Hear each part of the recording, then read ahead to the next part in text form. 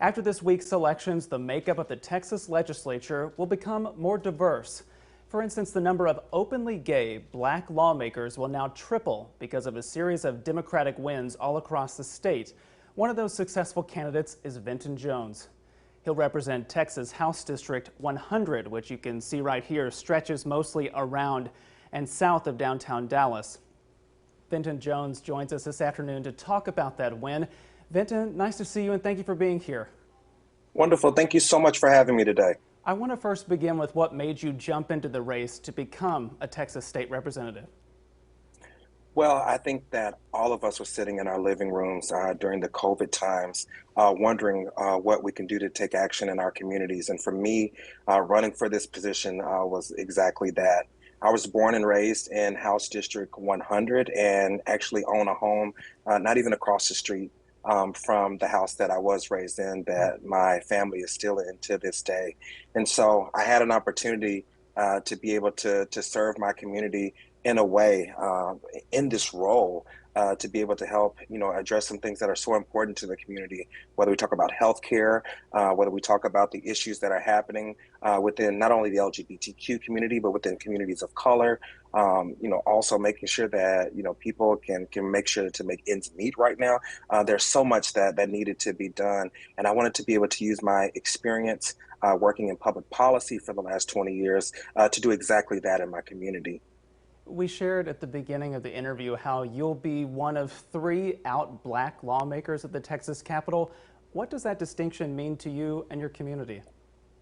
Absolutely. I think it means, a couple of things. One, I think that not only the experience of being someone born and raised in a House district, but also having the experience of being a part of marginalized and disenfranchised communities, such as being a part of the LGBTQ community, or also being a part, of the Black community, and understanding the challenges, in both of those communities, and using that lived experience as well as the professional experience of working on behalf of those communities to really make some change. I also think that it also opens up an understanding of the need to diversify opinions, diversify approaches, not just for those communities, but for diverse Texans as well. You're going to begin your time in office with Republicans remaining in the majority at the Texas Capitol and promising to bring up more legislation that could affect the LGBTQ community out there. How do you plan to use your presence and maybe tap into your lived experience when that happens? I think there's a couple of things. One, being able to tap into the amazing advocates and activists that are going to be very vocal in Austin during this legislative sessions to make sure that the opinions and perspectives of diverse Texans are heard. I want to make sure that my office is open to those entities to be able to come down to Austin to make sure that all lawmakers, hear those perspectives. And from the perspective of being a state representative, making sure that I do everything I can to make sure that I support legislation that makes Texas a safe and welcoming space for all communities. When I reached out to your campaign yesterday, something that stood out in your bio is that you serve as chairman of the Dallas County HIV Task Force. How do you foresee your work with that organization factoring into your new role at the Capitol?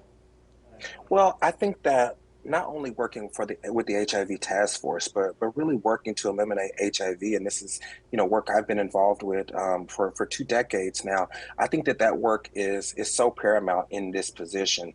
It was in the public health space that I really learned and cut my teeth around some key issues that we're talking about right now: the economy, education, civil rights and social justice. I learned all of that work, working in public health and working to end HIV. So I want to use that experience, in the Texas House, and will continue, to do so, and now have the opportunity now to expand that platform so that we're having conversations about helping to make communities, safe and whole.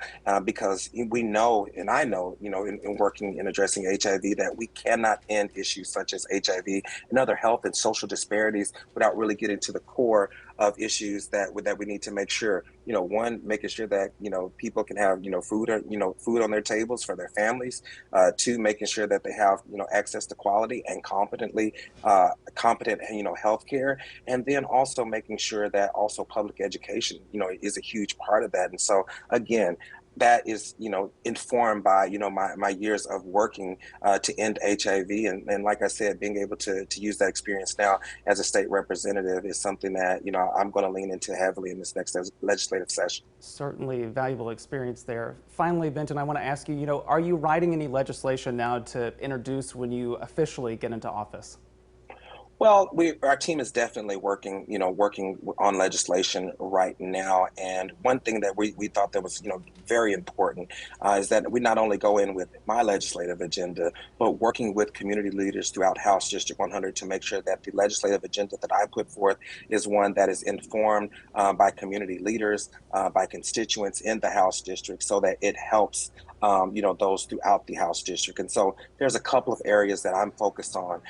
One and first and foremost is the revitalization and investment in House District 100. As you see in House District 100, it is made up of neighborhoods in and around the southern sector of Dallas, which has historically been neglected and now has some key opportunities that are coming into the House District, such as the passage of Prop A and the expansion and revitalization of Fair Park, or the Convention Center, which both of those projects exist within House District 100.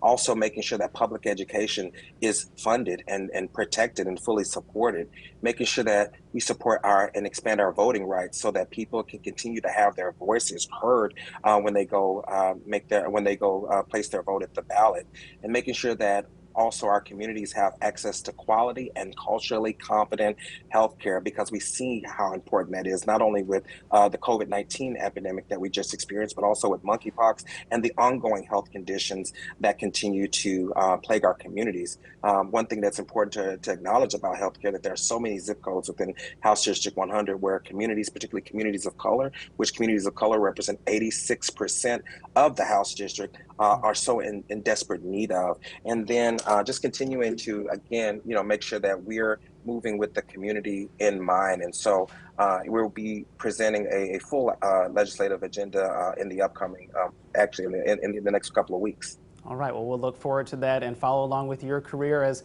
you are now Representative-elect Venton Jones. Thank you again for joining us. We appreciate it. Thank you so much. I really appreciate it. You have a wonderful day. You too.